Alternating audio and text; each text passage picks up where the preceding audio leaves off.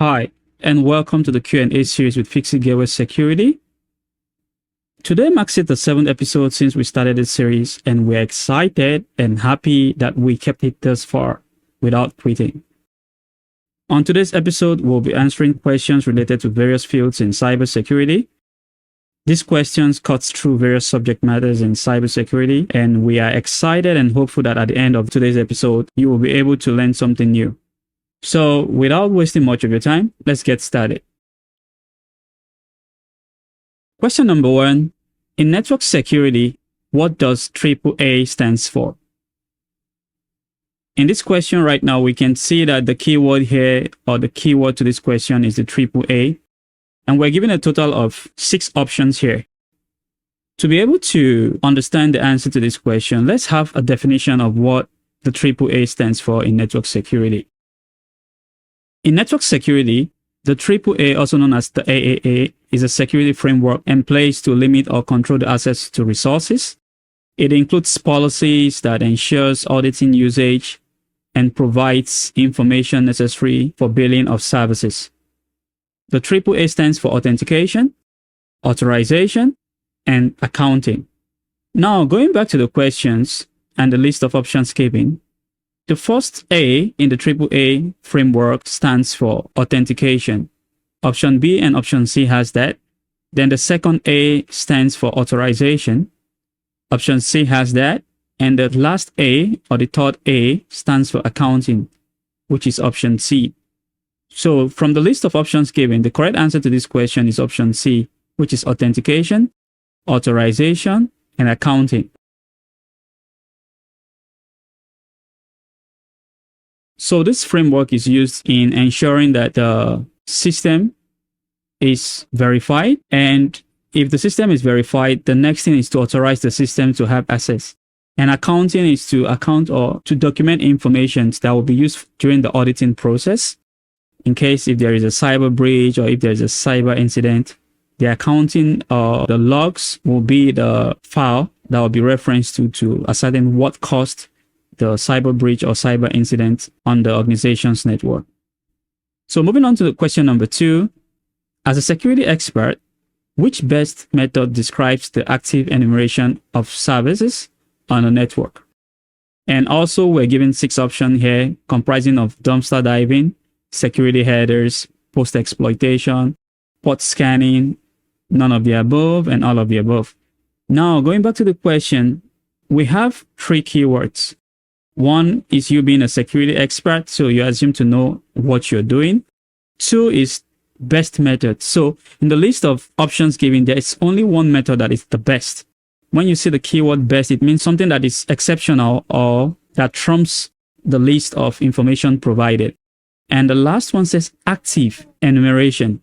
So basically, when you hear the word active, it's something that is open, that is existing, that is communicating on the network. And enumeration has to do with information gathering. So to deduct the right answer to this question, let's have a definition of the various options given. Dumpster diving. It is a passive recon approach in obtaining information about a target. This involves looking for shredded documents, damaged hard drive, and so on in the organization's dumpster. Security headers are configurations implemented on web servers to implement and configure security defense on a web browser. These security configurations are implemented on the .htaccess file of a web server. So basically, security headers are different security policies that are implemented on the server side of the web application, that even if a threat actor tries to manipulate the web application when they access them via the web browser, these security headers blocks these malicious attacks that could cause damage on the behavior or pattern of the web application.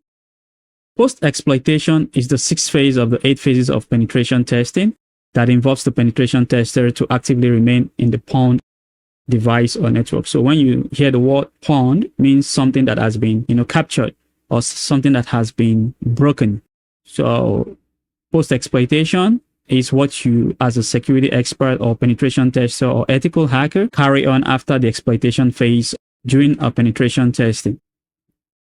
Port scanning is the active enumeration of ports and services that are open on a network. to ascertain their vulnerabilities and determine how these vulnerabilities can be exploited. So having defined these various options given, the correct answer to this question is option D, port scanning. Moving on to question number 3. Which of the following pair of protocols is associated with the AAA in network security? We have the TCP/IP and ICMP, and we have the TCP/IP and radius, and we have the TCP/IP and TPP. We have the radius and the TAC ACS+, and we have the none of the above, and we have all of the above. So to understand the question properly, we have highlighted 2 keywords. They said pair means 2 protocols and associated with the AAA framework in network security. So let's have a definition of the AAA network. So the AAA framework, the first A stands for authentication, to ensure the person is who they claim to be. The second A stands for authorization, which grants access to a user after they have been authenticated. And the third A stands for accounting, which is responsible for log and audit trail. To provide these functions, the computer uses these 3 protocols: the TAC ACS+, radius, and diameter. However, we're given only a pair of the 3 protocols that is utilized by the AAA framework, which is the TAC ACS+ and the radius. So the correct answer to this question is option D, radius and TAC ACS+. TAC ACS+ stands for Terminal Access Controller, Access Control System Plus. So the correct answer to this question is option D. Moving on to question number 4. As a system administrator, which of the following commands is suitable in detecting open services or open ports in Windows OS? Okay, in this question right now, we have 1, 2, 3, 4 keywords. The first is which of the following commands. The second is open services, which is active services or open ports. And specifically, we were asked this on Windows operating system. So the command that is used to enumerate active services on Kali Linux is different from the command that is used in enumerating active services on Windows systems. So it's clear you have to understand this, that both operating systems are not based on the same architecture. So the commands will definitely vary. Secondly, also, we were asked open services. So basically, when you use these commands and try to enumerate these services, both the active and inactive services will be displayed back to you. So what are the active services? These are ports that are open on the system. They can be SSH, they can be FTP, they can be SMB protocols, they can be whatever application protocol that is installed on the target system. Then also, when these services are displayed, the services that are also inactive will also be displayed because you did not specify. But in this question, we're asked open services. So the question is definitely asking us the services that are very active. So whenever you try to enumerate those services, you should specifically narrow them to only services that are active on the target system or on the system. And in this case, we're talking about the Windows system. So option A, we are given the netstart dash or minus ANTP. And the B, we are given the sudo netstart dash ANTP grep listing. C, we're given the netstart minus A find string listing. D, we are given the netstart minus A find string. E, none of the above. F, all of the above. Now, another caveat or another trick again is that whenever you see a series of commands in an option and you see the word sudo, it means that command is associated with Linux-based distros, which is distribution OS. So that makes it invalid in the option. Now, netstart stands for network statistics. It's used on Windows and it's used on Linux as well. They are used to determine the active services of the applications running on the operating system that this command are used on. So in this case right now, netstart minus A argument, then we pipe it to the find string listing. So when we use the string listing, whatever services that are running on that system that are active, the Windows system will display back to us. So netstart stands for network statistics. It is a command utilized in determining the statistics or list of services running on a network. Using this command, we display all the protocols. For example, TCP, IP, and other protocols that are running on the network or computer. So the correct answer to this question, on Windows is option C, netstart -a pipeline find string listing. So moving on to question number 5. Which of the following describes how a VPN or proxy keeps your IP address anonymous? Option A alters your local IP address 127.0.0.1 to google.com. Option B changes your IP address to the local IP address of the VPN or proxy. Option C, replacing your IP address with the blacklisted proxies. Option D, replaces your public IP address with the public address of the VPN. Option E, none of the above. Option F, all of the above. To have an understanding of what or how a VPN operates, let's first of all define what a VPN is all about. VPN stands for Virtual Private Network. It's a mechanism that establishes a secure network communication between two communicating devices. The purpose of a VPN is to encrypt this communication over an unsecured network. VPN are powerful in the sense that they do not only secure the communication, but also have the power to mask your IP address by assigning you a new public IP address different from your known public address. So basically, when you go to your service provider and you sign up for a service, you'll be given, or your router will be assigned, a local or a private IP address. So by default, the IP address starts from 192.168. And this local IP address is just for internal communication. Let's just call it a private network, like a LAN, right? To be able to have access from your local area network to the public internet, your ISP, also known as the Internet Service Provider, would allocate to you a public IP address. So these IP addresses are assigned to you. They are temporary. They can always be altered or changed each time your router is being rebooted. So each time you restart your router, the IP address would change depending on the security settings of your ISP provider. So when you assign this public IP address right now, when a threat actor or malicious person wants to access your network, right, you have to get your public IP address. So with that public IP address, they can now ping back to you like an incoming traffic, right, from the public internet. Then your router is going to pick this information up, right, and grant you access into the internal network. So whenever you try to search for information on Google, right, and use the google.com, it's your public IP address that is communicating to Google. Google will source this information and send it back to your public IP address, and your router is going to interpret it, and this will now be distributed to your system locally. If a threat actor gets hold of that public IP address, definitely they can also try to pivot into your network by sending you malicious packets or files, right? So what does a VPN do? A VPN also tries to assign you another public IP address. So it's like a tunneling whereby your public IP address is going through the VPN. Then from the VPN, it goes to the internet.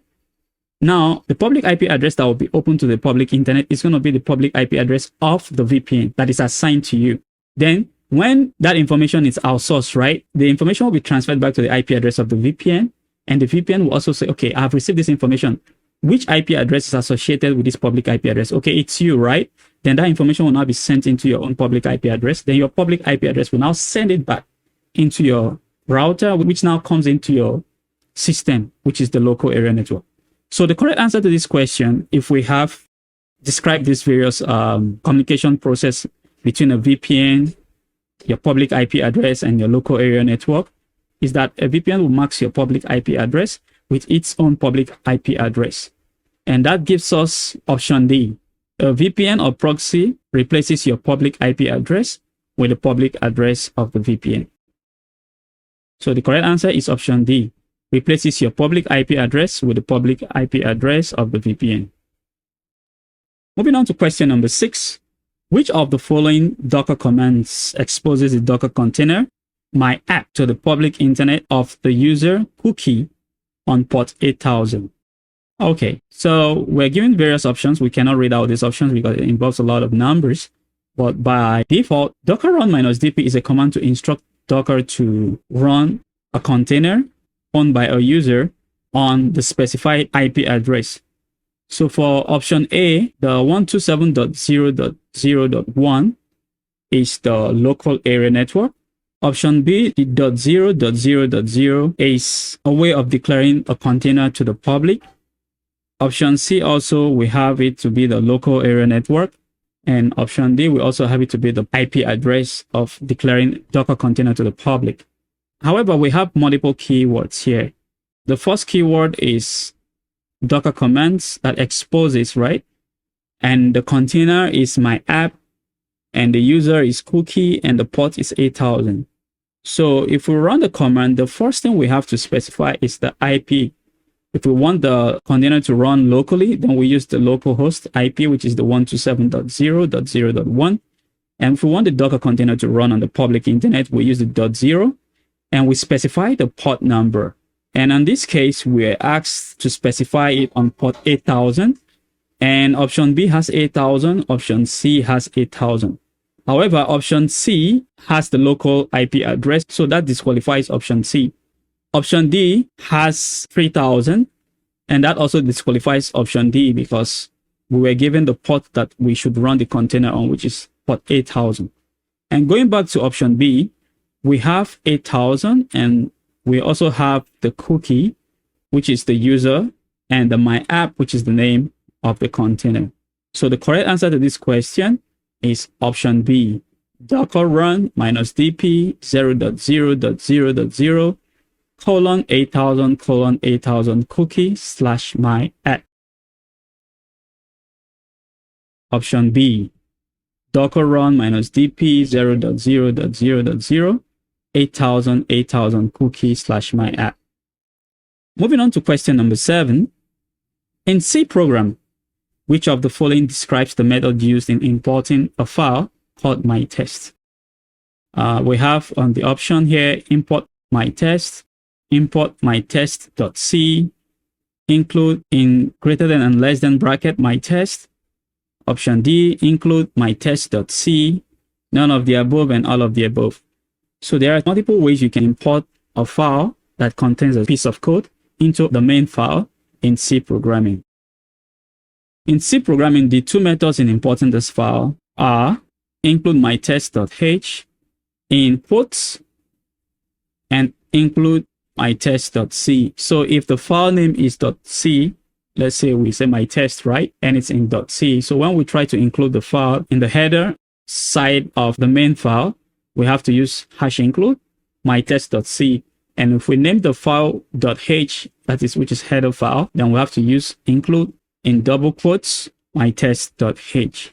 So going to the series of options given, option A is wrong. This is import is used in Python.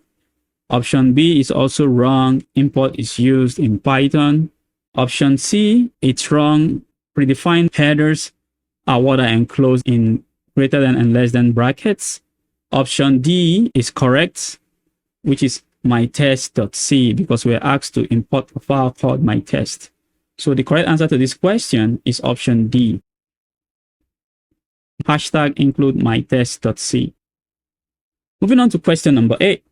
The organization reported an incident that has the account of an admin compromised by a hacker through a lower level staff who was given rights to stored keys in a classified file. Which human error led to this? A, system misconfiguration. B, default usernames and password. C, lost laptops and mobiles. D, clicking the malicious link. E, none of the above. F, all of the above.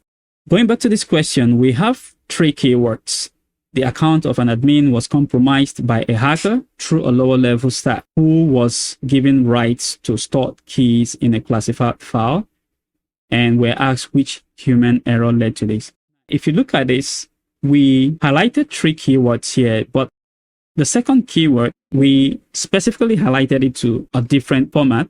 The reason is that the question itself is summarized in these keywords. A lower level staff was given rights to store keys in a classified file. So lower level and classified files don't go hand in hand. So when someone is on a lower level, means they have to have access to lower level files, as they are not authorized or they are not top secret. So as long as they are not top secret, they do not have access to classified files. And giving them access to classified file has to do with misconfiguration. And in this case, from the options given, the correct answer is option A, system misconfiguration. So system misconfiguration occurs when a security is erroneously implemented to an unauthorized user or in certain cases, missing, resulting to the unauthorized access of information and classified data by non-authorized persons. So, understanding system misconfiguration has given us an insight of why option A is the answer. So the correct answer to this question is option A, system misconfiguration. Default usernames and password, though it's a part of human error, does not align with this question, because by the narrative of the question, we're not told that the hacker would force the higher level staff or team member. That means default usernames and password were not used to compromise also, because we're specifically told that secret keys belonging to higher admin stored in a classified files was given access right to a lower level staff. And also it was not indicated from the question given that the laptop was missing or the mobile phones belonging to the lower user staff was missing. And gaining access to the classified file, we're not told that the hacker sent a malicious link. Questions just basically focusing on system misconfiguration, meaning classified files were discovered on the lower user's computer. And through that classified file, information on how to log into the superadmin was now gotten. So that's it. You have to understand the concept of the question, because without understanding the concept of questions and answering them, you end up choosing the wrong options. Now, moving on to question number 9. Which of the following describes a stored XSS vulnerability? In option A is a malicious payload injected in a web application. Option B, this malicious payload are JavaScript based. Option C, they are sometimes stored on the victim server database. Option D, A and B. Option E, none of the above. Option F, all of the above. So to answer this question, let's have a definition of what stored XSS is all about. Stored XSS are payloads also known as malicious codes injected into a target web application. These malicious codes are JavaScript based and are stored on the victim server's database. Each time an unsuspecting user visits the web application, the JavaScript is triggered. Now, going back to the question, we're given various options. Option A is, it is a malicious payload injected in a web application. Correct. Option B, this malicious payload are JavaScript based. Correct, because in stored XSS, for you to inject the payload, you have to use the script tag. Although there are various payload options you can use, but at the end of the day, the essence of XSS payload is to trigger JavaScript on the victim's browser and steal sensitive data such as cookies, depending on what the payload is all about, of the user, and send it to the malicious hacker or attacker. And these payloads are permanently stored on the web server database until a security expert notices this and deletes it. If it's not deleted, each time an unsuspecting victim visits the legitimate website that has been infected with this JavaScript payload, the JavaScript payload triggers and the user is infected with the payload of the XSS. Going through these options that we have been given, and previously we read that option A and B is correct. So option C is wrong in the sense that they are sometimes stored. No, they are not sometimes stored on the victim's server database, but rather they are permanently stored until they are noticed. So that rules off option C. Option D says A and B. Option E says none of the above. Option F says all of the above. So that leaves us with A and B. The correct answer to this question is A and B, and that leaves us with option D. So the final answer to question number 9 is option D. A and B. Option A is a malicious payload injected in a web application. True. B, this malicious payload are JavaScript based. Correct. And once you discover that your website is infected with an XSS, it is always advisable to immediately resolve these issues. Because it's quite dangerous and would also breach your visitors or users of your services trust.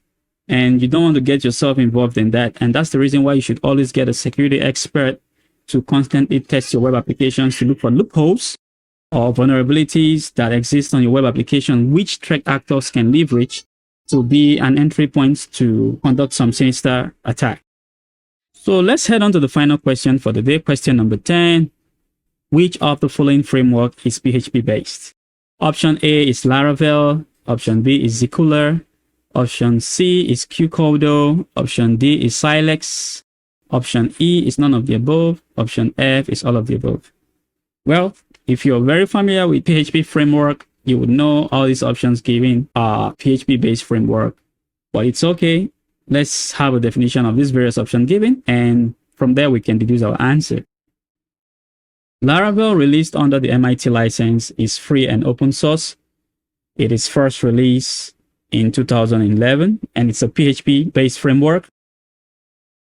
Qcodo is released under the GNU license, and its framework is based on Symfony and Doctrine, and it was first released in 2008. Symfony and Doctrine also is a PHP framework as well. Symfony, Doctrine, PHP these are the early likes of PHP framework that came out before the likes of Laravel started becoming popular. Qcodo, released under the MIT license as well. Qcodo is also object-oriented based, that is free and open source. It was first released in 2005, and it's also a PHP framework. Silex or Silex, released under the MIT license. Silex, a PHP micro framework built on Symfony and Pimple. It was released in 2010. So having defined these various frameworks and the various licenses under which they operate, the year of their release, it's obvious that all these frameworks are PHP based, and a lot of users who design blogs, websites have been, familiar with these various frameworks, and they help the building of scalable web applications in real time without having the expert or professional level skill set of writing PHP codes.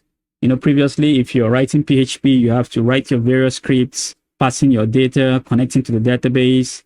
But with these frameworks, all these things have been made easy. You do not need to start writing these various, script or PHP script. So all you just need to do is to just install these various frameworks, understand how they pass data in PHP. Then you can now import their eloquent libraries and models and user functions, and also using different frameworks such as Vue.js for JavaScript, Bootstrap, and so on to design the front end, which is the UI, user's interface of the web application. So these frameworks have been there. Laravel is much advanced, and we wouldn't say because Laravel is, become popular, we have to discard or disregard the pioneers of PHP frameworks. So that's it for frameworks. So to have a proper answer to this question, having defined these various options, the correct answer to this question is option F, all of the above. So Laravel, Qcodo, Qcodo, Silex are all PHP frameworks. And that's it for this week on the Q&A series. So it's trophy for the day. And if you scored all 10 questions correctly, congratulations. You won the first prize. And if you scored 8 questions correctly out of 10 questions asked for this week's episode, congratulations. You had a silver trophy and you did awesomely well.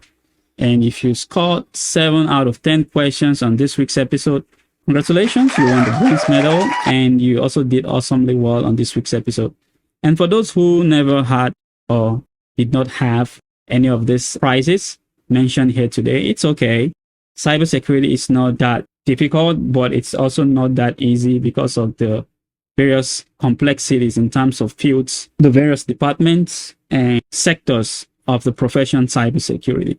You have to study hard. You have to keep exposing yourself to various information. Don't restrict yourself to ethical hacking or SOC analyst role, and don't restrict yourself to cloud architect. For those who are also in freelancing, don't restrict yourself to bug hunting. Expose yourself, because at some point in time, just like every other good things eventually come to an end, not because of they are supposed to end, but because they are saturated in terms of the profession cybersecurity. None of these various fields will end anyway. But when certain things become saturated, it becomes competitive.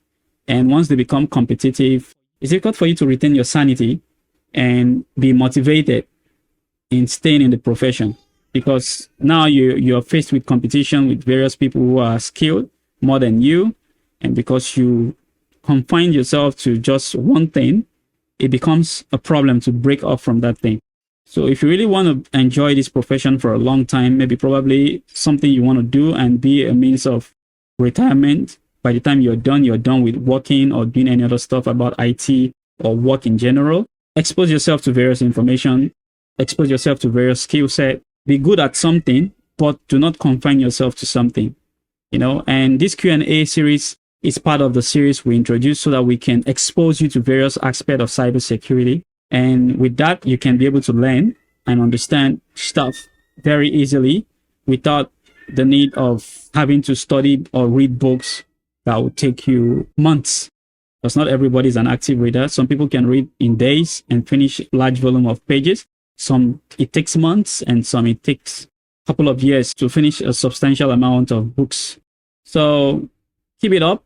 Keep following the series, subscribe to the YouTube channel, and we definitely would keep making this better for you. We are here for you, and we are not here for anyone else but for you who are passionate about cybersecurity. So we have finally come to an end of today's episode, and we hope you learned something new.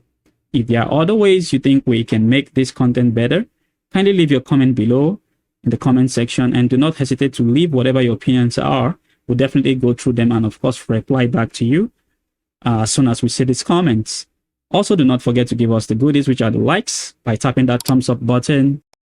Subscribe by also hitting that subscribe button, and turn on the notification bell to get notified when another episode drops in the Q&A series. Thanks for watching, and see you next week on another episode of the Q&A series with Cybersecurity. Bye for now.